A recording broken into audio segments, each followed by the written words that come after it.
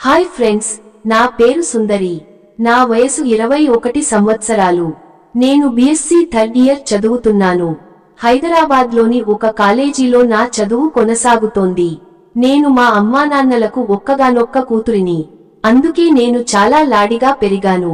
చదువులో నేను అంత తెలివైనదాన్ని కాదు. అందుకే బీఎస్సీ పూర్తయిన వెంటనే నేను పెళ్లి చేసుకోవాలని అనుకున్నాను. కొన్ని రోజుల క్రితం మా నాన్నకు ఒక యాక్సిడెంట్ అయింది. ఆయన కాలికి బలంగా గాయమైంది. ఒక బైక్ స్వారు వాళ్లను ఢీకొట్టాడు. 10-15 రోజుల పాటు మా నాన్న హాస్పిటల్లో చికిత్స తీసుకున్నారు. ఆయన కోలుకున్నారు. ఆ సమయంలో ఆయన ప్రతి నెల లేదా 2 నెలలకోసారి మా ఊరికి వెళ్లేవారు. ఊరిలో మా తాతయ్య, అమ్మమ్మ మరియు మామయ్య ఉంటారు. మేమంతా సంవత్సరంలో ఒక్కసారైనా ఊరికి వెళ్తాము. కొన్ని రోజుల తర్వాత నాన్న కాలు కాస్త బాగైంది. అప్పుడు నాన్న మమ్మల్ని ఊరికి వెళదామని అన్నారు. అమ్మ అంది, మీ కాలు విరిగిన స్థితిలో ఊరికి ఎలా వెళ్తారు? నాన్న అన్నారు, ఊరిలో నేను త్వరగా కోలుకుంటాను. నేను అన్నాను, మనం ఎక్కువ రోజులు ఊరిలో ఉండలేము, నా కాలేజీ మిస్ అవ్వకూడదు. కొన్ని రోజుల తర్వాత మేము ఒక ట్రావెల్స్ బస్సులో ఊరికి చేరాము. మమ్మల్ని చూసి మా తాతయ్య, అమ్మమ్మ చాలా సంతోషించారు. కానీ నాన్న నడుస్తూ కుంటుతూ ఉండటం చూసి వాళ్లు కాస్త భయపడ్డారు. అమ్మమ్మ అంది, ఏమైంది బాబూ అని చెప్పి ఆమె కళ్లలో నీళ్లు తిరిగాయి. ఊరి మనుషులు చాలా ప్రేమగలవారని ఆ క్షణంలో నేను గ్రహించాను. లేకపోతే హైదరాబాద్లో ఎదురెదురుగా యాక్సిడెంట్ జరిగినా ఎవరూ చేయి అందించరు. అందుకే నాకు ఊరి సంస్కృతి చాలా ఇష్టం. ఊరిలో మాకు ఒక చిన్న పాత వాడా ఉంది. అది మా తాతయ్య తాతల నుండి వచ్చిన చాలా పాత వాడ. మా మామయ్య గడ్డిలో ఉంటాడు. ఊరికి వచ్చిన 2 రోజుల నుండి నేను గమనిస్తున్నాను, కొంతమంది అబ్బాయిలు నన్ను చూడటానికి మా ఇంటికి ఉద్దేశపూర్వకంగా వస్తున్నారు. కొందరు పెద్దవాళ్లు, ఈ అమ్మాయి ఇప్పుడు పెళ్లికి సిద్ధంగా ఉంది, ఈ ఏడాది పెళ్లి చేయండి అని అంటున్నారు. మా నాన్న అంటారు, దీనికి ఇంకా చదువు పూర్తి చేయాలి.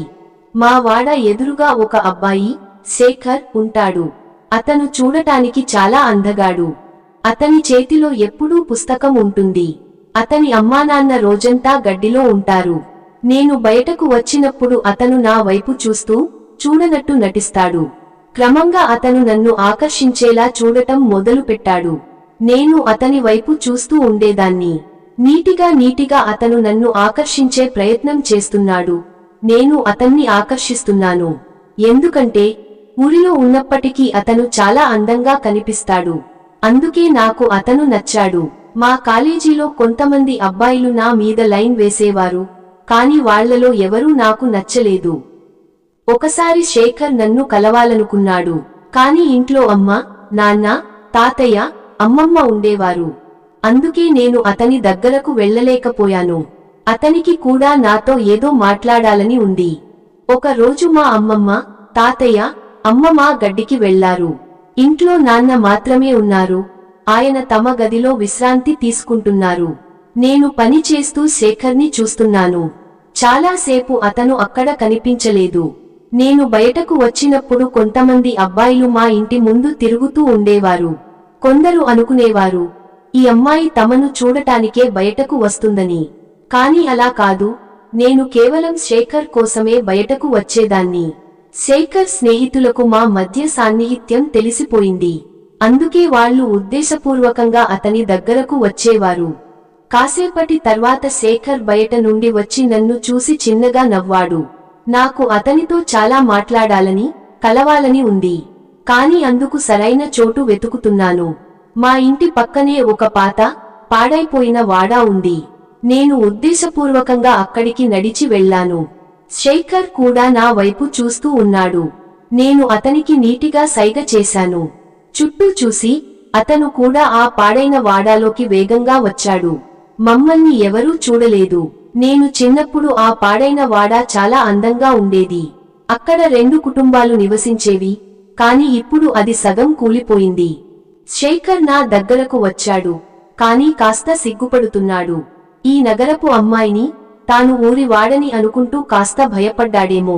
నేను అన్నాను, శేఖర్, నీ మీద నాకు చాలా ఇష్టం. నీకు నేను నచ్చానా? అతను అన్నాడు, అవును. ఇంత అందమైన అమ్మాయిని ఎవరు వద్దంటారు? అని. ఆ పాడైన వాడాలో మేమిద్దరం ఒకరికొకరు ప్రేమను ఒప్పుకున్నాము. కాని ఒక్కసారిగా ఎవరైనా వస్తే అని మాకు భయం వేసింది. అప్పుడు శేఖర్ అన్నాడు, ఈ వాడాలో లోపల ఒక మంచి గది ఉంది, అక్కడికి వెళదాం. అతని మనసులో ఏముందో నేను గ్రహించాను. నేను అతని వెనక నీటిగా ఆ మంచి గది వైపు వెళ్ళాను. కాని అక్కడ కూడా కొంత పాడైపోయి ఉంది. అది ఒక విడిచిపెట్టిన వాడా కదా. కాసేపటికి శేఖర్ అకస్మాత్తుగా నన్ను దగ్గరకు లాగి తన కౌగిలిలో బిగించాడు. నేను అతని వైపు ప్రేమగా చూస్తూ ఆ ప్రేమానందాన్ని ఆస్వాదించడం మొదలుపెట్టాను. అతను నీటిగా నా పెదవులపై ముద్దు పెట్టడం మొదలుపెట్టాడు. అలా నా శరీరం క్రమంగా వేడెక్కసాగింది. అతను నా 2 వక్షోజాలను గట్టిగా పిసకడం మొదలుపెట్టాడు. అలా నేను ఇంకా వేడెక్కాను. కాసేపటికి అతను తన బట్టలు విప్పాడు, నేను విప్పాను. ఆ పాడైన వాడాలో శేఖర్ నన్ను ఉద్వేగంతో కప్పేశాడు. అది నా మొదటి అనుభవం కావడంతో నాకు కొంత ఇబ్బందిగా, అదే సమయంలో ఆనందంగా అనిపించింది. 10-15 నిమిషాల పాటు అతను ఆనందించాడు, చాలా సంతోషించాడు. నేను సంతోషించాను. కాసేపటికి నాన్న నన్ను పిలిచారు. నేను తొందరగా అంతా సర్దుకొని ఇంటికి వచ్చాను. నాన్న అడిగారు, ఎక్కడికి వెళ్ళావు? నేను అన్నాను, పక్కనున్న ఆ పాత వాడా చూడటానికి. నాన్న అన్నారు, నిజం చెప్పు, ఆ పాడైన వాడాలో చూడటానికి ఏముంది? నేను అన్నాను, అక్కడ నా చిన్నప్పటి స్నేహితురాలు ఒకరు కలిసింది, ఆమెతో కాసేపు మాట్లాడాను అని చెప్పి ఆ విషయాన్ని అలా మార్చేసి పనిలో పడ్డాను.